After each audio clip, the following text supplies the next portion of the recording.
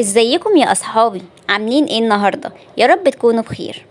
قبل ما نبدأ قصة النهارده تعالوا نكسب حسنات كتير ونصلي على النبي.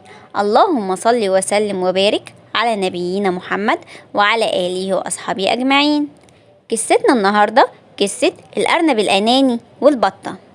كان يا مكان كان في غابة كبيرة ورائعة، وكان بيعيش فيها أنواع كتير من كل الحيوانات. وكان في أرنب بيعيش في الغابة دي، بس الأرنب كان أناني قوي وبيحب ياخد كل حاجة لنفسه، ومش عايز يبقى في حد مبسوط غيره. وكان بيفرح لما يبقى في حيوان متضايق. وفي مرة كان الأرنب بيلعب في الغابة بالكرة بتاعته، وكان بيلعب جنب البحيرة. ووقتها كان في بطة صغيرة بتعوم في البحيرة، وفضلت تتفرج على الأرنب وهو بيلعب بالكرة، وشافته وهو بيرمي الكرة على الشجرة، ووقع من الشجرة بيضة عصفورة. وشافت الأرنب وهو بيهرب بعد ما كسر البيضة، وراح عند شجرة تانية. والشجرة التانية كان موجود فيها خلية نحل موجود فيه العسل، والعسل ده كان فيه دب بيتغذى عليه. قام الأرنب وقع خلية النحل بالكرة اللي معاه وبعدين مشي.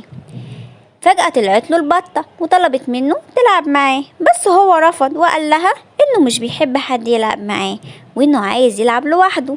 فالبطة اتضايقت قوي منه ورجعت تعوم تاني في المية. وكان الأرنب فرحان لأنه خلى البطة تزعل وتمشي، وكمل لعب بالكرة. لما كان الأرنب بيلعب بالكرة اتخبطت في الشجرة، وبعدين نزلت في البحيرة وضاعت. وفجأة البطة لقت الكرة ورجعتها للأرنب. وساعتها الأرنب حس بالذنب إنه رفض إن البطة تلعب معاه وزعلها، وفرح بزعلها. واعتذر لها الأرنب وخلاها تلعب معاه، وبقوا أصحاب وبيلعبوا دايما مع بعض. والأرنب ما بقاش أناني، ما بقاش يأذي حد، وبيحب يشوفهم دايما مبسوطين، وكل الحيوانات بقت تحبه وتحب تلعب معاه.